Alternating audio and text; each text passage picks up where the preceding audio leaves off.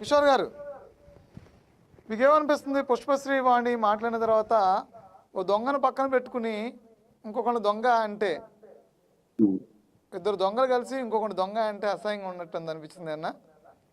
మనమే ఒక దొంగని మన పార్టీలో పెంచి పోషిస్తూ రాష్ట్రంలో పెద్ద ప్రముఖ నాయకులను పట్టుకుని మనం నీచం అంటే మామూలుగా పెద్ద పెద్ద పదాలను వాడడం అనేది ఎంతవరకు కరెక్ట్? అందరికీ నమస్కారం అండి. ప్యానల్ లో ఉన్న గ్రూప్ సభ్యులకి విన్నాను సార్. ఇప్పుడు చూస్తా ఉంటే శ్యామల గారు ఏమాత్రం సామాజిక అవగాహన లేదు.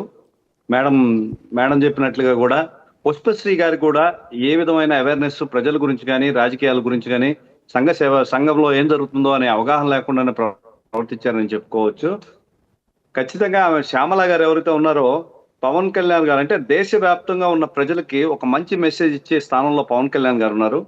ఆయన స్థాయిని ఉద్దేశించి పలుమార్లు ఆమె మాట్లాడుతుంటే ఆ బెట్టింగ్ యాప్ ప్రమోషన్సే మాకు గుర్తొచ్చాయి. బెట్టింగ్ అనేది ఒక సామాజిక రుగ్మత. మేడం చెప్పినట్లు దానికి కఠినంగా శిక్షించాల్సిన బాధ్యత ఖచ్చితంగా ఉంది. జూదం అనేది ఒక వ్యసనం అని చిన్నప్పటి నుంచి మనకు నేర్పించారు. మేడం చాలా మంచి విషయాలు ఈరోజు చెప్పారు. నేను మా పక్కింట్లోనే చూశాను. బాగా చదువుకునే పిల్లాడు ఈ బెట్టింగ్ యాప్ కి వ్యసనం పడిపోయి ఇంట్లో ఉన్న బంగారం కొట్టేశాడు, ఫ్రెండ్స్ దగ్గర డబ్బులు తీసుకున్నాడు, ఇంకా ఇల్లు కూడా ఎదుర్కొన్నారు. దాని గురించి మేము అలాగే సార్ కలెక్టర్ గారు కానీ ఎస్పీ గారు కానీ ముందుకు తీసుకెళ్ళాం. ఆమె చిన్న పిల్ల కాదు, పాలు తాగే పసిపిల్ల కాదు, తెలియక చేసింది అనుకోవడానికి.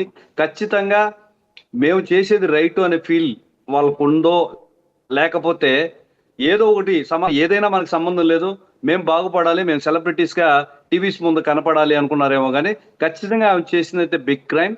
మరొక్కసారి ఫేమ్ ఉన్న ఎవరు కూడా ఒక ఆర్టిస్ట్ కానీ రాజకీయ నాయకులు కానీ ఈ విధంగా ప్రమోట్ చేయకూడదు అనేది తెలిపే విధంగా ప్రభుత్వం కఠినంగా శిక్షించాలని చెప్పి కూడా నేను శ్యామల గారి విషయంలో తెలియజేస్తున్నాను. శ్యామల గారు ఒక్కరే కాదు, ఆ బెట్టింగ్ యాప్ ఏదైతే ఉందో దాన్ని ప్రమోట్ చేసిన ప్రతి ఒక్కరు కూడా కఠిన శిక్షలు అమలుపరచాలి. జీవితాలు ఛిద్రం అయిపోయి వీధును పడిపోయి కొంతమంది చనిపోయారు కూడా. ఆర్థిక పరిస్థితులు, కుటుంబ మన బంధాలు అన్ని నేను కల్లారా చూశాను. 4-5 మందిని ఖచ్చితంగా దగ్గర నుంచి చూశాను. ఖచ్చితంగా వీళ్ళందరి గురించి కూడా కఠినంగా శిక్షించాల్సిందే. ఆమె పవన్ కళ్యాణ్ గారి గురించి మాట్లాడుతున్నది ఏమాత్రం అవగాహన లేనిది. ఇప్పుడు సంఘంలో ఏం జరుగుతుంది?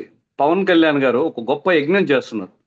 ఎక్కడెక్కడ లేమితనం ఉంది, అభివృద్ధి 75 సంవత్సరాలు దాటినా కూడా, స్వాతంత్రం వచ్చినా కూడా దండాల్లో దారులు లేవు, గర్భిణీ స్త్రీలను తీసుకెళ్ళడానికి ఇబ్బంది పడుతున్నారు, మంచినీటి వసతి లేదు, రోడ్డు సౌకర్యం లేదు. ఇటువంటి వాటి గురించి గ్రామాల్లో వెలుగు నింపాలని చెప్పి ఆయన ప్రవర్తిస్తూ ఉంటే ఆమె నోటికొచ్చినట్టు మాట్లాడుతుంటే మాకు విచిత్రంగా అనిపించేది. ఖచ్చితంగా కూడా శ్యామల గురించి అయితే ఖచ్చితంగా ఈ రోజు కఠినంగా శిక్షించాల్సిన అవసరం ఉంది. ఇంకా పుష్పశ్రీ గారి గురించి మాట్లాడితే ఆ మాట్లాడిన విధానం ఏదైతే ఉందో అది పూర్తిగా ఖండించాల్సిన విషయం. నేను క్లియర్ గా చెప్తున్నాను, పుష్పశ్రీ గారు డిప్యూటీ సీఎం గా పనిచేశారని చెప్పి రాజకీయంగా అవగాహన ఉన్న వాళ్ళు తప్పిస్తే మరి ఎవ్వరికి తెలియదు. ఇది డైవర్షన్ పాలిటిక్స్, జగన్ గారి డైవర్షన్ పాలిటిక్సే. కేవలం ఈరోజు ఋషికొండ విషయంలో గ్రీన్ ట్రిబ్యునల్ నుంచి 200 కోట్ల రూపాయలు జరిమానా విధించారు. కూటమి ప్రభుత్వానికి ఆ భారం పడింది. ప్రభుత్వం ఏదైతే ఉందో జగన్ ప్రభుత్వం 200 కోట్ల రూపాయల భారాన్ని మా మీద మోపింది. దాన్ని డైవర్షన్ చేయడానికి అదే విధంగా శ్యామల గారి మీద వచ్చిన కేసుల్ని డైవర్ట్ చేయడానికే చూపిస్తుంది. కానీ మా ఏదనిపించింది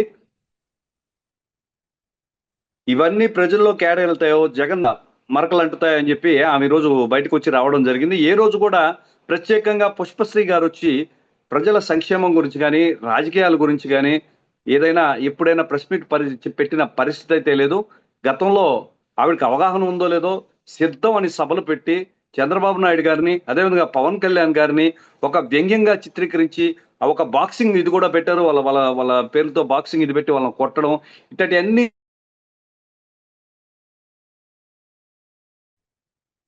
ఇప్పుడు ఆ మాట్లాడిన మాట అనేది నాకు అదైతే అర్థం కావట్లేదు.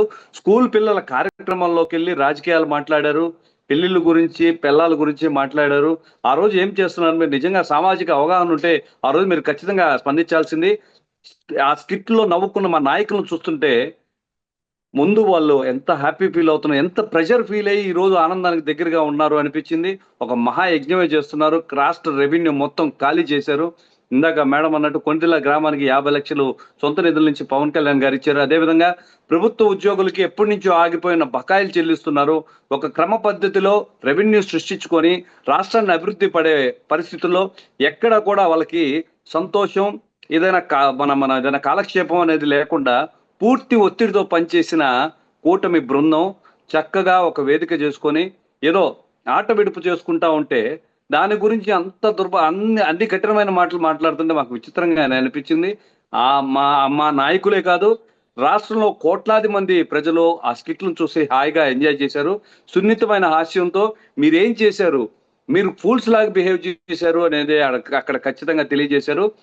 మీ ప్రభుత్వంలో చూసినట్లయితే సొంత తండ్రి మీద కేసులు పెట్టిన నాయకులు ఉన్నారు, తల్లి మీద కేసులు పెట్టారు, చెల్లిని ఇంట్లోంచి బయటికి తరిమేశారు, బాబాయిని గొడ్డలతో నరికేశారని కూడా బయట టాకు. ఇట్లాంటివన్నీ మీరు కానీ స్కిట్లు చేస్తే కేవలం ఈ కుటుంబ డ్రామా ఏదైనా వేస్తే దానిలో విలన్ మీ నాయకులు అవుతారు. ఇవన్నీ మర్చిపోయి వ్యవహరించినట్టున్నారు. ఒక్కొక్క నాయకుడిని మీరు ఏ విధంగా మాట్లాడారు అనేది ఖచ్చితంగా తెలుసుకోవాల్సిన అవసరం ఉంది.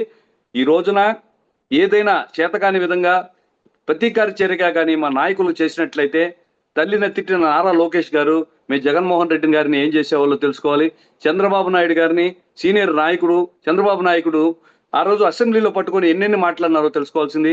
అదేవిధంగా డబ్బులు ఇచ్చి ఆ పోసాని లాంటి పుస్కిల్ని తీసుకొచ్చి డబ్బులు ఇచ్చి నోటుకొచ్చినట్టు మాట్లాడినప్పుడు మీ విచక్షణ ఏమైందో మాకు అర్థం కావట్లేదు. కేవలం ఇది పొలిటికల్ స్టంట్. పుష్పశ్రీ గారు ఇప్పటికి కూడా డిప్యూటీ సీఎం అని చెప్పి కోట్లాది రాష్ట్ర ప్రజలకు కొంతమందికి మీకు తెలియకపోవచ్చు. మిమ్మల్ని అడ్డం పెట్టుకొని ఆడుకుంటున్నారు. నిజంగా ఫూల్ అవుతారు. ఏమాత్రం రాజకీయ అవగాహన లేదని ఖచ్చితంగా తెలుస్తుంది. ఎన్నేటి సంఘటనలు జరిగాయి, ఎంత అకృత్యాలు జరిగాయి, వీటిలన్నింటినీ స్పందించని మీరు ఏదో ఆట విడుపు కోసం చిన్న స్కిట్లు, ఎక్కడ కూడా అసభ్యత లేదు. మీరు చేసిన పని అక్కడ చూపించారు. మీరు ఏ విధంగా ఫులిష్ గా బిహేవ్ చేశారు అని చెప్పి చక్కగా ఎంజాయ్ చేశారు. దీనిలో పని నుంచి ప్రెషర్ నుంచి రిలీఫ్మెంటే కనిపించింది కానీ మాకు ఎక్కడ అసభ్యత కనిపించలేదు. నేను చెప్పిన పాయింట్లు ఎక్కడైనా కూడా మీరు చూసుకున్నారంటే చంద్రబాబు నాయుడు గారిని తిట్టినప్పుడు కానీ, పవన్ కళ్యాణ్ గారిని తిట్టినప్పుడు కానీ, లోకేష్ గారిని తిట్టినప్పుడు అయితే కానీ మీరు అన్ని కూడా గమనించవచ్చు. నీచమైన మాటలు మాట్లాడారు. ఆడ మగ తేడా లేకుండా ఎవరిని పడితే వాళ్ళని మీరు నోటుకొచ్చినట్టు మాట్లాడారు. రాజకీయంగా వాడకూడని దుర్భాషలు ఎన్నో మీ నాయకులు ప్రెస్ మీట్లోను అసెంబ్లీలో కూడా వాడి రాష్ట్ర పరువుని ప్రపంచ వ్యాప్తంగా తీసేశారు. ఆ రోజు ఏమైనా విచక్షణ ఏదైనా ఉంటే ఇవి ఆ రోజు మాట్లాడి ఉండాల్సింది. ఒక వెనుకబడిన దళిత వర్గానికి చెందిన డిప్యూటీ సీఎంగా మీలాంటి నాయకులు ముందుకు రావాలని కోరుకుంటుంది సమాజం. ఖచ్చితంగా మీరు అవేర్నెస్ కలిగి ఉండాలి.